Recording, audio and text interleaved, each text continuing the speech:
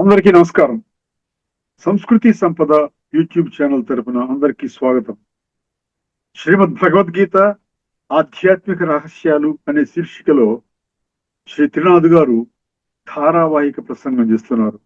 వారి ధారావాహిక ప్రసంగంలో ఈరోజు 641వ ప్రసంగం చేస్తున్నారు. శ్రీ త్రినాథ్ గారికి స్వాగతం. నమస్కారం అండి. ఓం శాంతి. శ్రీమద్ భగవద్గీత ఆధ్యాత్మిక రహస్యాలు ఈ యొక్క కార్యక్రమాన్ని వీక్షిస్తున్నటువంటి సోదర సోదరులందరికీ కూడా హార్దిక స్వాగతం, సుస్వాగతం, నమస్కారం. ఆధ్యాత్మికము, ధార్మికము ఈ విషయంపై మనం చర్చని కొనసాగిస్తున్నాము. ఆధ్యాత్మికం మనకి ఏం చెప్తుందంటే ఆత్మ అవినాశి అని చెప్తుందండి. ఆత్మ ఒక వజ్రము, ఈ శరీరము కేవలం పైన పెట్టినటువంటి పెట్టి మాత్రమే. ఆ వజ్రాన్ని పెట్టినైతే దాస్తామో ఆ పెట్టి శరీరము, ఈ శరీరం అనేది వినాశి. ఈ రెండు గుర్తించాలి, ఇది సత్యము. దీన్ని ఎవరు ఖండించలేరండి. ఆత్మ అవినాశి, శరీరం అవినాశి అని అనగలరా ఎవరన్నా? ఏదైనా శాస్త్రం చెప్తుందా? సర్వశాస్త్రాల సారము ఇది ఒక్కటేనండి. నేను ఆత్మని, ఈ శరీరము నాది. అందుకనే నా గుండెకి బైపాస్ సర్జరీ అంటాడు. ఇక్కడ నా గుండె అంటాడు, నా మోకాళ్ళ చిప్పలు అరిగిపోయి అంటాడు, అర్థమైంది? నా షోల్డర్ పెయిన్ అంటాడు, నా తలనొప్పి అంటాడు, నా కడుపు నొప్పి అంటాడు, అర్థమైంది? నా ఒంట్లో బాగోలేదు అంటే ఒళ్ళు నాది. ఇప్పుడు ఈ యొక్క విషయాన్ని ఎందుకు మర్చిపోయామండి మనకి? ఇప్పుడు వినాశి అనేది శరీరము, అవినాశి అనేది ఆత్మ. ఇప్పుడు దేనికి మనం ప్రాధాన్యత ఇవ్వాలనే దానికోసం పెద్ద మీకు జ్ఞానం కావాలా? వేద వేద వేద వేద మంత్రాలు కావాలా? ఉపనిషత్తులు తెలుసుకోవాలా? గీత మొత్తం చదువుకోవాలా? ఏ శాస్త్రజ్ఞానం అవసరమా దీనికి? ఆత్మ అవినాశి, ఇది వజ్రము, ఇది పెట్టి, అర్థమైందండి? ఇదేమో కరెంటు, ఆత్మ కరెంటు కనబడదు, ఈ పైన ఉన్నటువంటి తొడుగు మాత్రమే. ఇది పక్షి, పంజరము, ఇలా చెప్తున్నాం కదా. ఇప్పుడు ఈ మాత్రం కూడా మనం అర్థం చేసుకోకపోతే అది అంధవిశ్వాసం అనకూడదా? అంధవిశ్వాసం అనాలా, మూర్ఖ విశ్వాసం అనాలా, మూఢ విశ్వాసం అనాలా? ఏమన్నా చెప్పండి. దేనికి మనం ప్రాధాన్యత ఇవ్వాలి? ఈ రోజున శరీరపరంగా ఏదైనా కార్యక్రమాలు ఉంటే రయ్యమని పరిగెడతాము, దానికి మొత్తం సమయాన్ని కేటాయిస్తాము. రండి, ఇక్కడ మ్యూజికల్ ఆర్కెస్ట్రా ఉందండి, పలానా బాలసుబ్రహ్మణ్యం గారు వస్తున్నారు, పలానా పెద్దవాళ్ళు వస్తున్నారు, మంచి గాయకులు వస్తున్నారు అంటే మనం డబ్బు పెట్టి కొనుక్కుంటామండి. అక్కడ ఒక్కొక్కటి మన ఇక్కడ ఆర్కెస్ట్రా అయింది మా ఇంటి దగ్గర గచ్చిబౌలి స్టేడియంలో. మీకు తెలిసిన హైయెస్ట్ టికెట్ 35,000 రూపాయలు. ఏ ఒక్క సీటు ఖాళీ లేదంట. అంటే దేనికి మనం ప్రాధాన్యత ఇస్తున్నాం? దేనికి ఇవ్వాలి? యాక్చువల్గా మన జీవితాన్ని సమూలంగా ఉద్ధరించుకోవాలి అంటే కేవలం ఆత్మ జ్ఞానం పొందడానికి, తర్వాత దానికి అనుసారంగా ఆత్మ అనుభవం చేసుకోవడానికి మనం ప్రాధాన్యత ఇచ్చినట్లయితే మన జీవితం చాలా ఉద్ధరింపబడుతుంది. మనం ఉద్ధరించుకోవాలని అనుకుంటున్నాం కదా. నాకు సుఖము కావాలి, శాంతి కావాలి, ఆనందంగా ఉండాలి, ఈ సమస్యలు ఉండకూడదు, ఈ యొక్క సంబంధాల్లో కూడా ప్రేమ ఆప్యాయతలు ఉండాలి, ఇవన్నీ అనుకుంటున్నాం. మరి ఇవన్నీ కోరుతున్నాము. ఇవన్నీ వినాశీ శరీరం ద్వారా వస్తాయా? అవినాశి చైతన్య శక్తి అయినటువంటి ఆత్మ. గీత ఏం చెప్తుంది? జడ చైతన్య అంటుంది. జడ చైతన్య, పర అపర అంటది. పర అపర, పర అంటే చైతన్యము, అపర అంటే జడ. ఈ జడముతోనే జీవితకాలం గడుపుకుంటే ఉంటే మనము చైతన్యంలోకి ఎప్పుడు వెళతాము? అర్థమైన ఈ శరీరం చాలించే లోపల వెళ్ళాలి అని భగవద్గీత ముఖ్యంగా మనకి వర్తమాన క్లిష్ట సమయాన్ని దృష్టిలో పెట్టుకుని భగవంతుడు మనకి ఏం చెప్తున్నాడు? ఆత్మ అనుభూతి ద్వారా మాత్రమే నన్ను అనుభూతి చేసుకోగలుగుతారు. కాబట్టి మీరు జడాన్ని కేవలము మీ యొక్క పనులు చేసుకోవడానికి వాడుకోండి. తదుపరి నాతో కనెక్ట్ అయి ఉండండి ఆత్మ అనుభవం ద్వారా అంటాడు. అర్థమైందండి? ఇది విషయం, ముఖ్యమైన విషయం. మరొక అంశాన్ని మీ దృష్టికి తదుపరి అంశంలో తీసుకున్నాం. ఇప్పుడు కఠోపనిషత్తు మనం కొనసాగిస్తున్నాం. ఇది మామూలుగా నేను కూడా అనుకోలేదు, ఏదో మామూలుగా చెప్పేసి అనుకున్నాను. కానీ ఇందులో లోతుల్లో వెళుతూ ఉంటే అద్భుతమైనటువంటి విషయాలు బయటకు వస్తున్నాయండి. కఠోపనిషత్తు మనకి 2, 3, 4 కూడా ఇది సిద్ధాంతం తీసుకున్నాడు కదండి. రథ దృష్టాంతము, చారియట్ ఇది ఎనాలజీ. ఈ యొక్క ఉపమానం ద్వారా మనకి ఎంత చక్కటి సందేశాన్ని భగవంతుడు మనకి ఇస్తున్నాడు అర్థం చేసుకోండి. మనసుని కంట్రోల్ చేసుకున్నవాడు, ఇంద్రియాల మీద కంట్రోల్ ఉన్నటువంటి వాడి జీవితం ఎట్లా ఉంటుంది, లేని వాడి జీవితం ఎట్లా ఉంటుంది. అక్కడ చెడ్డ గుర్రాలు దుష్టాశ్వ అన్నాడు, సదశ్వ అన్నాడు. సదశ్వ అంటే మన కంట్రోల్లో ఉంటాయి, మనసు మన కంట్రోల్లో, పగ్గాలు మనసు, సారథి బుద్ధి, రధికుడు ఆత్మ, జీవాత్మ జీవన ప్రయాణం అద్భుతంగా ఉంటుంది. ఈ జీవితం హాయిగా ఉంటుంది, తదుపరి ప్రయాణం కూడా అద్భుతంగా ఉంటుంది. ఎంత చక్కగా చెప్తున్నాడు చూసారా. దీనికి ఎన్ని ఉన్నాయి గీత ముట్టుకుంటే ప్రతి శ్లోకము గీతకారి ఉపనిషత్తులు కానీ చాలా శ్లోకాలు సమర్థిస్తూ ఉన్నాయి ఈ రెండు కఠోపనిషత్ మంత్రాలకి. అందుకనే విడమరచి నేను మీకు అర్థమయ్యేలాగా నేను మీ దృష్టికి తీసుకొని వస్తున్నాను. దయచేసి బుద్ధి నేత్రాన్ని తెరుచుకోండి, సత్యాన్ని అర్థం చేసుకోండి. పరమాత్మ ఒక్కడే పరమ సత్యమని కేవలము దాని పట్ల విశ్వాసం ఉన్నంత మాత్రాన ఏమీ లాభం లేదండి. ఆ భగవంతుడు చెప్పినటువంటి మహావాక్యాలు శ్రీ భగవాను వాచ 574 శ్లోకాలు మనకు అందుబాటులో ఉన్నాయి. దాని సారమే మిగతా అంతా కూడా. అది తల్లి లాంటిది, సర్వశాస్త్ర శిరోమణి అంటే సర్వశాస్త్రాలకి తల్లి లాంటిది, సర్వశాస్త్రాల కంటే శ్రేష్టాతి శ్రేష్టమైనది శ్రీమద్ భగవద్గీత 7వ అధ్యాయం 2వ శ్లోకాలు ఎప్పుడు మర్చిపోకండి. నేను చెప్పినటువంటి సంపూర్ణ జ్ఞానము మరియు దాన్ని జీవితంలో ఆచరించే విజ్ఞానము, ఈ రెండు తెలుసుకుంటే ఇంకా జీవితంలో తెలుసుకోవాల్సిన పని లేదు. అదే దాన్ని మనం సిద్ధి చేయడం కొరకే మిగతా శాస్త్రాల జోలికి పెడుతున్నామండి. మిగతా శాస్త్రాల జోలికి వెళ్ళనవసరం లేదు. మీకు పరిపూర్ణ విశ్వాసం భగవద్గీత మీదనే ఉంటే మీకు మిగతా శాస్త్రాల మీద దాని జోలికి వెళ్ళాల్సిన అవసరం లేదు. ఇప్పుడు చూడండి, మనం ఎన్ని ఉపనిషత్ మంత్రాలు కూడా ఒక 70 ఎన్నో ఉపనిషత్ మంత్రాలు చర్చించుకున్నాం. అంతకుముందు ఒక 100 ఉపనిషత్ మంత్రాలు కొంచెం అక్కడక్కడ తీసుకొని మనం చర్చించుకున్నాం. ఇప్పుడు లైన్ వరుసపరంగా వస్తుంటే కూడా సుమారు ఒక 70 మంత్రాలు మనం చర్చించుకున్నాం. ఏం చెప్తున్నారు? ఆత్మ, పరమాత్మ, రాజయోగం, సంస్కార పరివర్తన, స్వర్గంలోకి వెళ్ళటం. ఇప్పుడు ఒకసారి ఈ 1:35, 1:36, 1:36, 1:36 కాదు, 1:35, 1:36 ఇదేం చెప్పిందో మరికొన్ని భగవద్గీత శ్లోకాలు మనము తెలుసుకునే ప్రయత్నం చేద్దామండి. ఇందులో గత ఎపిసోడ్లో మనము 8వ అధ్యాయంలోని 8వ శ్లోకాన్ని మనం చర్చించుకున్నాం. అందులో ఏం చెప్పాడండి? అభ్యాస యోగయుక్తేన చేతస నాణ్యగామిన పరమం పురుషం దివ్యం యాతి పార్థ అనుచింతయన్ అన్నాడు. కేవలము నన్ను స్మృతి చెయ్యండి. అనుచింతయన్ అంటే నన్ను పదే పదే స్మృతి చెయ్యండి, మీరు నన్ను పొందుతారు. యాతి అంటే నన్ను పొందుతారు. మీకు ఇంతకంటే ఏం కావాలండి? భగవంతుని పొందే ఒక ఫార్ములా భగవంతుని ప్రకటిస్తున్నప్పుడు ఆ ఫార్ములాని ఆచరించకుండా పొందగలుగుతామా చెప్పండి? ఆచరిస్తే పొందగలుగుతారు. దాని ప్రకారంగా మీ జీవితాన్ని మలచుకున్నట్లయితే పొందగలుగుతారు. అర్థమైన అభ్యాస యోగయుక్తేన చేతస అంటే మనసు, మనసులో నా అన్యగామిన ఒక పరమాత్మ తప్ప ఎవరికి చోటు లేదు. అప్పుడు ఎవరు పరమాత్మ? ఎవరంటే పరమం పురుషం అన్నాడు, దివ్యం అన్నాడు, డివైన్. పరమం పురుషం దివ్యం యాతి అన్నాడు కదా, పొందుతావు. పార్థ అనుచింతయన్. ఎంత సులభంగా ఉందండి. ఇందులో ఏమైనా కఠినమైన ఉందా? ఇప్పుడు తదుపరి శ్లోకాన్ని మనం ఇది మనం డీటెయిల్గా చర్చించుకున్నాము. అభ్యాసం ద్వారానే మీకు ఈ విధంగా పరమాత్మ ప్రాప్తి జరుగుతుంది అని అన్నాడు. ఇప్పుడు మనం అందులో కూడా అభ్యాసము అన్న పదం ఇంకొక శ్లోకంలో కూడా ఉందండి. అంటే అభ్యాసానికి భగవంతుడు ఎంత ప్రాధాన్యత ఇస్తున్నాడో. ఇప్పుడు నేను దేహాభిమానంలోకి రావడం కోసం ఎటువంటి అభ్యాసం చేయక్కర్లే. ఎందుకంటే 63 జన్మల నుంచి మనం అదే అనుభవంలో ఉన్నాం. దానికోసం మనం ఏం చేయక్కర్లే. కానీ ఇప్పుడు దీన్ని రివర్స్ చేయాలి. నేను శరీరం అనుకుంటూ జీవించేస్తున్నాం. నేను ఆత్మని, ఇది నా శరీరము అని ఆ విధంగా మనం పరివర్తన చెందాలి అంటే ఏం చేయాలండి? మనం అభ్యాసం చేయాలి. ఒక్కసారి ఈ శ్లోకాన్ని వినండి. 6:35 అసంశయం మహాబాహో మనో దుర్నిగ్రహం చలం అభ్యాసేన తు కౌంతేయ వైరాగ్యేన చ గృహ్యతి. ఇది శ్లోకం అండి. అర్థమైందండి?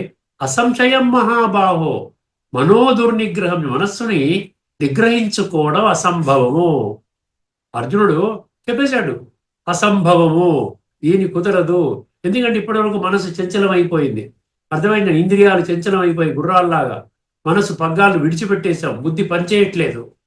ఇటువంటి మానసిక మనోస్థితి అంటారు చూసారా, పరిపరి విధాల ఆలోచనలు, వ్యర్థ ఆలోచనలు, నకారాత్మక ఆలోచనలు, వాడు మంచోడు కాదు, వీడు మంచోడు కాదు, ఈ కులము, జాతి, ధర్మము, వర్ణము, వర్గము, భాష, దేశము ఇట్లా విడిపోతూ మనమేదో గొప్పగా అన్నట్టు అహంకారముతో విషయ వికారాల వలయంలో చిక్కుకొని నేను నడుచుకున్న మార్గమే పరమ శ్రేష్టం అని అనుకోవడము, అది ఎంతవరకు కరెక్టో ఆలోచించండి. అందుకని ఏం చెప్తున్నాడు? ఓ అర్జున, మనస్సు చంచలమైనది, నియంత్రించడము కష్టమే.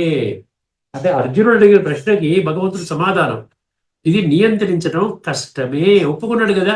కానీ అన్నాడు అక్కడ, కానీ అభ్యాసము మరియు వైరాగ్యము ద్వారా, అభ్యాసం అంటే నేను ఆత్మ, అది నా శరీరము, ఆత్మ సైలెన్స్లో వెళ్ళిపోవటము, ఆత్మ భృగుటిలో ఇక్కడ మనం అనుభవం చేయాలి. ఈ రెండు కళ్ళ ద్వారా నన్ను చూడలేవన్నాడు 11వ అధ్యాయం 8వ శ్లోకంలో.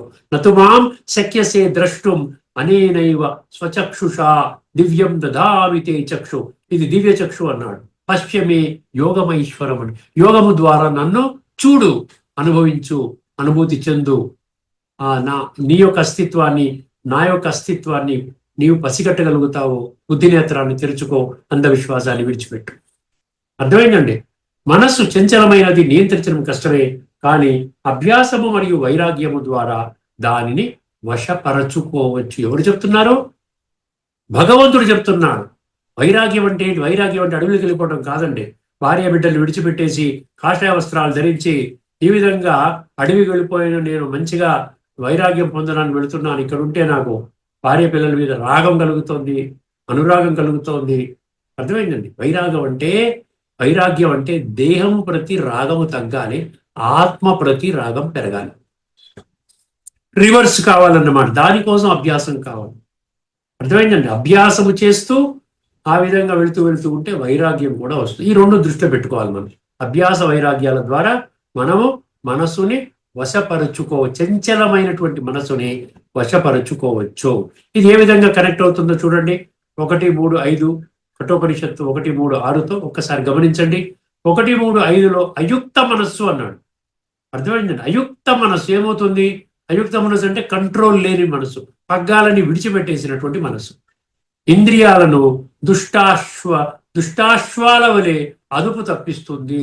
పనికిరాని గుర్రాల వలె, మన మాట వినని, నియంత్రణ లేనటువంటి గుర్రాల వలె, చెడ్డ గుర్రాల వలె అదేమవుతుంది? అదుపు తప్పిపోతుంది. ఎప్పుడు? అయుక్తమైనటువంటి మనసు. ఇక్కడ ఏమంటాడు? మనసుని కంట్రోల్లో పెట్టుకోండి అన్నాడు. కరెక్ట్ అయింది చూసారా? అదేవిధంగా ఇంకా ఏం చెప్తోంది ఇక్కడ?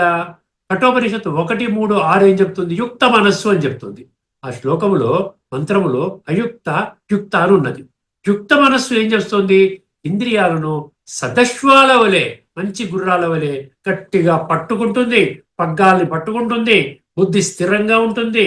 బుద్ధిని పరమాత్మ మీద పెట్టి ఆ యొక్క యోగము ద్వారా శక్తి తెచ్చుకొని, ఎంత అన్కంట్రోలబుల్ గుర్రాలైనా సరే, ఎంత ఈ విధంగా మనం బాధ పెట్టాలని, సతాయించాలని అనుకున్న గుర్రాలైనా సరే, ఆ యొక్క పగ్గాల్ని గట్టిగా పట్టుకుంటాడు. తను అనుకున్న మార్గంలోకి, మంచి మార్గంలోకి తీసుకుని వెళ్తాడు. జీవితాన్ని చాలా శ్రేష్టంగా ఆ విధంగా ముందుకు వెళ్ళడానికి అవకాశం ఉంటుంది. అర్థమైందండి. ఇప్పుడు మరొక శ్లోకం 14:20 గుణత్రయ విభాగ యోగం 14:20. ఒక్కసారి శ్లోకాన్ని వినండి. అంటే ప్రతి శ్లోకము ఈ కఠోపనిషత్తు 1:3:5 1:3:6కి కనెక్ట్ అయ్యే శ్లోకాలన్నీ మీ ముందు ఉంచుతున్నాను. ముఖ్యమైనటువంటి శ్లోకాలు. ఇంకా అన్ని చెప్పాలంటే 100 శ్లోకాలు మీ ముందుకు తీసుకుని రావచ్చు. ఎందుకంటే 205 శ్లోకాలు మనకి లిస్ట్ ఉంది నా దగ్గర. నీవు ఇంద్రియాల మీద విజయం పొందాలి, ఇంద్రియ నిగ్రహము, మనోనిగ్రహము, బుద్ధిని పదునుగా ఉంచుకోవాలి, విషయ వికారాల మీద జయం పొందాలి, ఇవన్నీ చెప్తూ 205 శ్లోకాలు ఉన్నాయి. అందులో కొన్ని ముఖ్యమైన శ్లోకాలు మీ దృష్టికి తీసుకొని వస్తున్నాను. ఇప్పటికే గత 2 ఎపిసోడ్స్లో గీతా శ్లోకాలు, కొన్ని శ్లోకాలు మనం చర్చించుకున్నాం.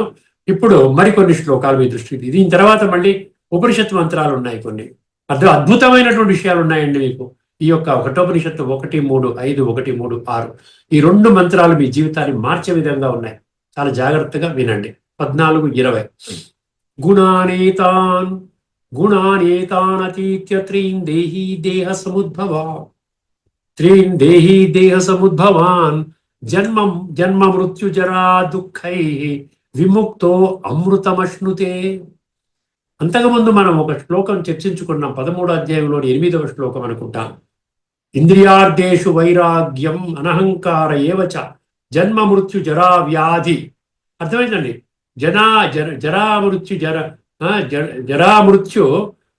అదిగా జన్మ మృత్యు జరా వ్యాధి దుఃఖ దోషాలు దర్శనం అని అది చెప్పుకున్నాం. దాని వివరణ చాలా బ్రహ్మాండంగా చెప్పుకున్నాం. అర్థమైందని. ఇప్పుడు మళ్ళీ ఇక్కడ ఏమంటున్నాడు? జరా మృత్యు ఏమన్నాడు? జన్మ మృత్యు జర అన్నాడు. వ్యాధి ఒకటి తీసేశాడు. జన్మ మృత్యు జర దుఃఖై విముక్తో, దాని నుంచి సమూలంగా విముక్తి అయిపోతారు. అమృతమశ్నుతే అన్నాడు. అమృతమశ్నుతే అంటే అమృతం అంటే ఏంటండి? అమృతము అంటే మృత లేనటువంటిది. మృత లేనటువంటిది అంటే జడ అనేది మృతము. జడ ఏదైనా మృతము. పరివర్తన. అమృతం అంటే ఏంటి? ఆత్మ, పరమాత్మ, అమృత. సో ఆత్మ పరమాత్మ ఆధ్యాత్మిక జ్ఞానము ద్వారా ఆత్మ అనుభవం జరుగుతుంది, పరమాత్మ అనుభవం జరుగుతుంది. ఈ రెండు జరిగితే ఇంకా హైయెస్ట్, దీనికంటే గొప్ప మీకు ఇంకేముండదండి. హైయెస్ట్ మౌంట్ ఎవరెస్ట్ ఎక్కినంత హ్యాపీగా ఫీల్ అవుతారనమాట. దాని గురించి మనం ఏం చేయాలంట? గుణానేతానతీత్య, ఈ త్రిగుణాలకు అతీతంగా వెళ్ళాలి.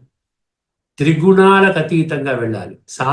సతో రజో తమో, ఈ 3 త్రిగుణాలు ఉన్నాయి కదా, దీనికి అతీతంగా వెళితే పరమాత్మకు ఉన్నటువంటి శక్తులు, గుణాలు మీలో ప్రవహిస్తాయి.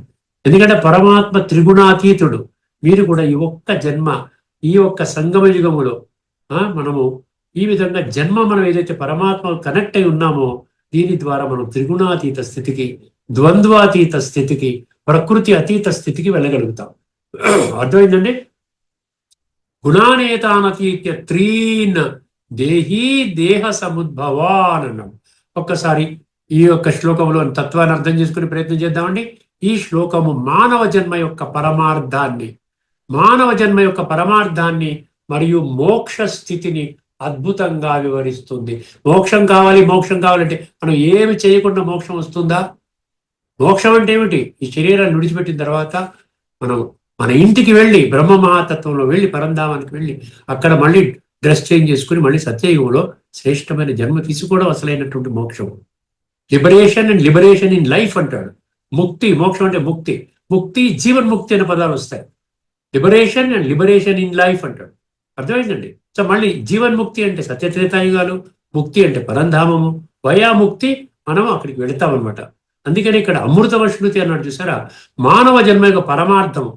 వ్యవహారంలో కూర్చుని ఈ విధంగా ఇదే జీవితము, తినడం, త్రాగడం, పడుకోవడం, డబ్బు సంపాదించుకోవడం, పిల్లల్ని సాగడం, ఇది జీవితం అనుకోవడం, కేవలం ఒక్క జన్మకి మాత్రమే మీ యొక్క జీవితాన్ని పరిమితము చేసుకుంటున్నారు.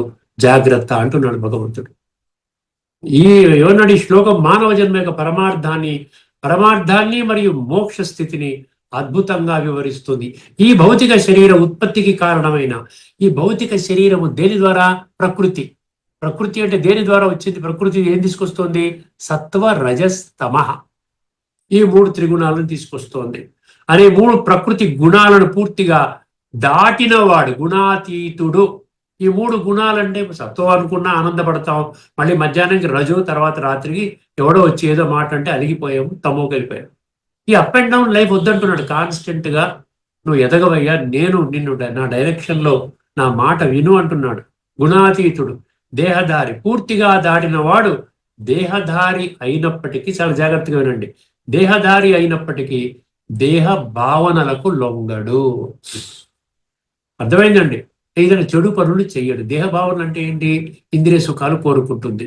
అతీంద్రియ సుఖాన్ని అలవాటు పడినవాడు ఏం చేస్తాడు? దాన్ని కంట్రోల్ చేసుకుంటాడు. ఆత్మ అనుభూతి చేసుకున్నవాడు, పరమాత్మ అనుభూతి చేసుకున్నవాడు ఈ దేహం యొక్క కోరికల్ని కంట్రోల్ చేస్తాడు. గ్రాడ్యువల్ గా దేహం యొక్క కోరికలు తగ్గిపోతాయి. ఆత్మ ఉన్నతి అది జరుగుతుంది, సహజంగానే జరుగుతుంది. అందుకనే ఆ విధంగా గుణాలకు పూర్తిగా దాటినటువంటి గుణాతీతుడు దేహధారి అయినప్పటికీ, అంటే దేహంలో ఉన్నప్పటికీ, దేహధారి అంటే దేహంలో ఉన్నప్పటికీ దేహ భావనలకు లొంగడు. అటువంటి సాధకుడు ప్రాపంచిక బంధాలు, ఇవన్నీ ప్రాపంచిక బంధనాలైన జన్మ, మృత్యువు, ముసలితనము. అర్థమైంది? జన్మ, మృత్యు, జర. ఆత్మని అజర అంటారండి. అంటే ముసలితనం లేదు ఆత్మకి. ఆత్మ ఎప్పుడు ఆ జ్యోతి స్వరూపంలాగే ఉంటుంది, చుక్కలాగా ఉంటుంది, అంతే. ఎప్పుడైతే దేహానికి అటువంటి సాధకుడు ప్రాపంచిక బంధనాలైన జన్మ, మృత్యు, ముసలితనము మరియు వాటి వలన కలిగే సమస్త దుఃఖాల నుండి శాశ్వతంగా విముక్తుడవుతాడంట. అది మనం కోరుకోవాలండి. భగవంతుడు మనకి వర్తమానంలో ప్రసాదిస్తున్నటువంటి అతి గొప్ప బహుమతి అన్నమాట ఇది. దీనికంటే గొప్ప బహుమతి ఇప్పుడు లేదు. ఇప్పుడు ఈ సమయంలోనే భగవంతుడు సృష్టి మీద అవతరించి మనందరికీ ఇస్తున్నాడు. అది మనం ఇప్పుడు అవకాశాన్ని తీసుకున్నట్లయితే మనం అదృష్టవంతులం అవుతాం. అర్థమైందండి? సమస్త దుఃఖాల నుండి శాశ్వతంగా విముక్తుడై జీవించి ఉండగానే పరమ ప్రశాంతమైన అమృతత్వాన్ని పరమ ప్రశాంతమైన శాంతిగా ఉంటాం. శాంతి బయట వెతుక్కోకర్లే, నిండుగా ఉంటాం. అందరితో మంచి కలివిడిగా మాట్లాడతాం, ప్రశాంతంగా ఉంటాం. అర్థమైన దివ్య గుణాలతో ఉంటాం. అవగుణాలు తొలగించుకునే ప్రయత్నం చేస్తున్నాం కాబట్టి ఆ విధంగా శక్తిశాలిగా, ఆంతరికంగా సమృద్ధిగా ఉంటాం. అర్థమైందండి? జీవించి ఉండగానే ఈ అమృతత్వాన్ని, అంటే జీవన్ముక్తి స్థితి, సత్యయుగంలో నీ యొక్క స్థితి ఎలా ఉండాలి? ఆ విధంగా ఇప్పుడే నీవు ఆ సజీవన్ముక్తి స్థితిని అనుభవం చేస్తావు. ఆ విధంగా పొందుతాడు అంటుంది. ఏది? ఈ 14వ అధ్యాయంలోని 20వ శ్లోకం. ఇప్పుడు దీన్ని కఠోపనిషత్తుతో ఈ 2 మంత్రాలతో మనం కనెక్ట్ చేద్దామండి. కఠోపనిషత్తులో 1, 3, 5 ఏం చెప్పింది? అవిజ్ఞాని అన్నాడు. అక్కడ అయుక్త మనసు అన్నాం ముందు. అవిజ్ఞాని జ్ఞాని. 1, 3, 5 ఏమో అవిజ్ఞాని, 1, 3, 6 ఏమో జ్ఞాని. అక్కడి 1, 3, 5 అవిజ్ఞాని ఏం చెప్తుందండి? ఇక్కడ ఇంద్రియాలనే గుర్రాలు అదుపు తప్పడానికి కారణము మనస్సు బుద్ధిపై ప్రభావం ఉండటమే. మనస్సు బుద్ధిపై ప్రభావం చూపిస్తోందంట. అంటే మనస్సు బుద్ధిని కంట్రోల్ చేస్తోంది. అర్థమైందండి? మనస్సు బుద్ధిపై ఇక్కడ ఇంద్రియాలనే గుర్రాలు అదుపు తప్పడానికి కారణము లేదు, ఇలా కాదు. ఇక్కడ ఇంద్రియాలనే గుర్రాలు అదుపు తప్పడానికి కారణము మనస్సు బుద్ధిపై తమస్ రజో గుణాల ప్రభావము. అంటే మనసు బుద్ధిని అణిచేస్తున్నాయి. గుర్రాలు చాలా తీవ్రంగా ఉన్నాయి, శక్తిశాలిగా ఉన్నాయి. మీ మాట వినము అంటున్నాయి, మా ఇష్టం వచ్చినట్టు ప్రయాణం చేస్తామంటున్నాయి. ఆ గుర్రాలు, ఇంద్రియాలు అనబడే గుర్రాలు, మనసుని పగ్గాలను తెంచుకుంటూ బుద్ధి యొక్క సారథి మాట వినకుండా ప్రయాణం చేస్తున్నాయంట. అది అవిజ్ఞాని యొక్క లక్షణము. ఇక్కడ ఇంద్రియాలనే గుర్రాలు అదుపు తప్పడానికి కారణము మనస్సు బుద్ధిపై తమో రజో గుణాల ప్రభావం. తమో రజో గుణాల, సతో కాదు, తమో రజో గుణాల ప్రభావం ఉండడమే. తమో గుణం వలన బుద్ధి ఏమవుతుందండి? తమో గుణం ఉంటే బుద్ధి ఏమవుతుంది? బుద్ధి ఉంది, అందరికీ బుద్ధి ఉంది. కానీ తమో స్థితిలో ఉన్నటువంటి వారి బుద్ధి మొద్దుబారుతుంది అన్నాడు. మొద్దుబారుతుంది. పని అంటే ఉన్నా ఒకటే, వాడుకో. బుద్ధి ఏదో మామూలుగా ఏదో లౌకికంగా ఏం తినాలి, ఏ డ్రెస్ వేసుకోవాలి, ఎక్కడికి వెళ్ళాలి, సినిమాకి వెళ్ళాలి, దానికి వాడుకుంటాం తప్ప కాస్త ఆధ్యాత్మికంగా హయ్యర్ లెవెల్ వెళ్ళడానికి వాడుకోమంటే బుద్ధి మొద్దుబారుతుంది అన్నాడు. రజోగుణము వలన మనసు చంచలమై ఇంద్రియ సుఖ భోగాల వైపు పరిగెడతాయి.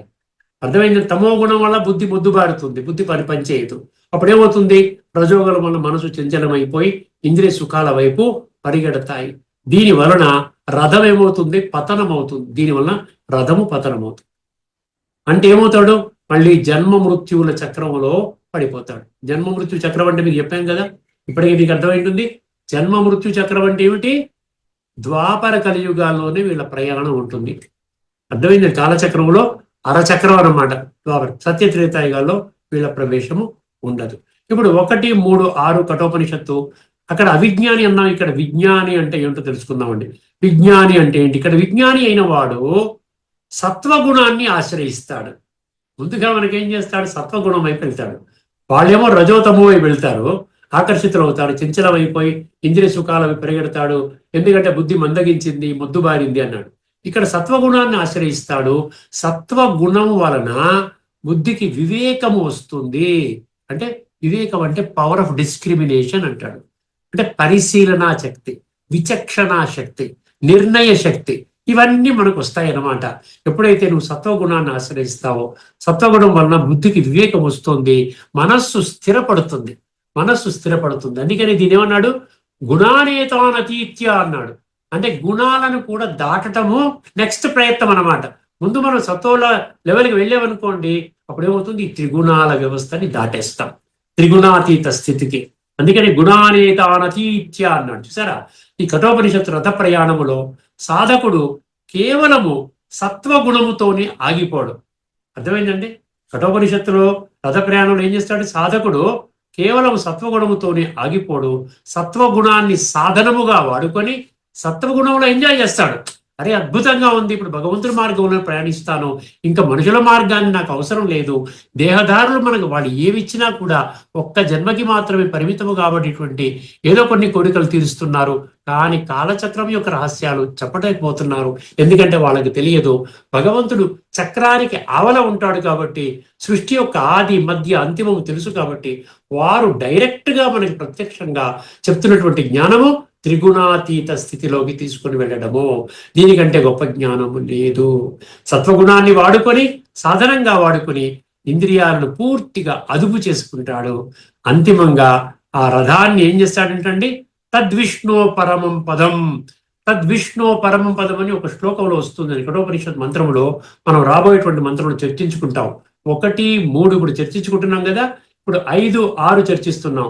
అది 1, 3, 9వ మంత్రంలో ఉంది. అర్థమైందండి. తద్విష్ణు పరమం పదం. ఆ యొక్క మంత్రం చర్చించుకున్నప్పుడు దాని డీటెయిల్స్ లోకి వెళదాము. ఇక్కడ మనం గుర్తించవలసింది ఏంటంటే పరమం పదం, హయ్యెస్ట్ పదము, విష్ణుమూర్తి స్వరూపము. దాన్ని కూడా మనం చర్చించుకుందాము. అక్కడ ఏంటి, సత్యత్రేతాయుగాల్లో శ్రేష్ఠ జన్మల యొక్క ప్రాప్తి. అర్థమైందండి. తద్విష్ణు పరమం పదం ఇది ఇందులో కూడా ఉందండి. కఠోపనిషత్తు 1, 3, 9 కాకుండా ఋగ్వేదము 1వ మండలము సూక్తం 22 మంత్రము 20.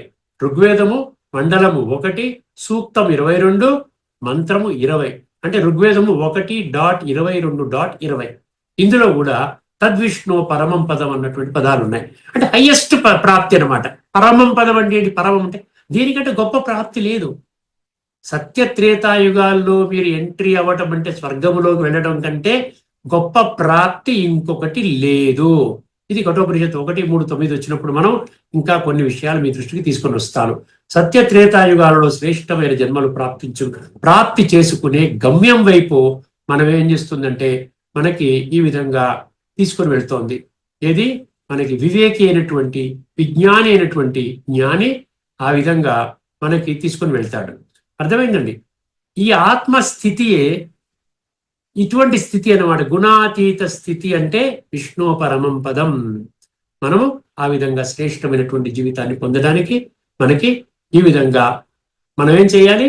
ఆ ఉపమానం తీసుకున్నట్లయితే మనం బుద్ధిని కరెక్ట్ గా వాడుకొని, సారథిగా వాడుకొని, పగ్గాల్ని శక్తిశాలిగా పట్టుకొని, ఎటువంటి గుర్రాలైనా కానివ్వండి, ఇంద్రియాలు డిసైడ్ చేయవండి మన జీవితాన్ని ఇంద్రియాలు డిసైడ్ చేయదు, మనసు డిసైడ్ చేయదు, బుద్ధి డిసైడ్ చేస్తుంది. బుద్ధి కూడా డిసైడ్ చేయడానికి కారణం ఏంటి? ఆ యొక్క రథములో కూర్చున్నటువంటి ప్రయాణికుడు అంటే ఏమిటి? జీవాత్మ డిసైడ్ చేస్తుంది, యజమాని డిసైడ్ చేస్తుంది, బుద్ధిని కరెక్ట్ డైరెక్షన్ ఇస్తోంది.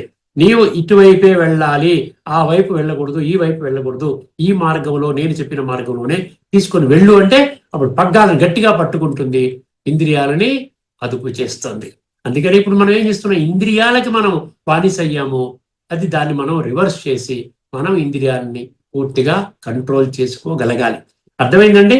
అందుకనే భగవంతుడు ఏం చెప్తున్నాడు? త్రిగుణాతీత స్థితికి నేను తప్ప ప్రపంచంలో త్రిగుణాలలో ఉన్నటువంటి వాళ్ళు మిమ్మల్ని త్రిగుణాతీత స్థితికి తీసుకొని రాలేరు. నేనొక్కడినే సదా ఆత్మిక స్థితిలో ఉంటాను. నాకు త్రిగుణాలు అనేది వర్తించవో, త్రిగుణాతీత స్థితిలోనే ఎల్లప్పుడూ ఉంటాను. మీరు నా సంతానము కాబట్టి నా స్థాయిలోకి మిమ్మల్ని తీసుకుని వచ్చే ప్రయత్నం చేస్తున్నాను. దయచేసి నాతో సహకరించండి. అతి త్వరలోనే సత్యయుగము రాబోతున్నది. దాన్నే శాస్త్రాల్లో స్వర్గము అని అన్నారు. అందువలన ఈ స్థాపన అనేది నేను చేస్తున్నాను కాబట్టి మీరందరూ కూడా సత్యయుగంలోకి రావాలి అనేటువంటి కోరికతో నేను ఈ జ్ఞానాన్ని మీ అందరికీ తెలియచేస్తున్నాను అంటారు. అర్థమైందండి. మరికొన్ని శ్లోకాలు తదుపరి ఎపిసోడ్లో మనం చర్చించుకుందామండి. అంతవరకు సెలవు. అందరికీ నమస్కారం. లోకా సమస్త సుఖినో భవంతు. ఓం శాంతి. శ్రీమద్ భగవద్గీత ఆధ్యాత్మిక రహస్యాలు శీర్షికలో ధారావాహిక ప్రసంగం చేసిన శ్రీ త్రినాథ్ గారికి ధన్యవాదాలు. నమస్కారం అండి.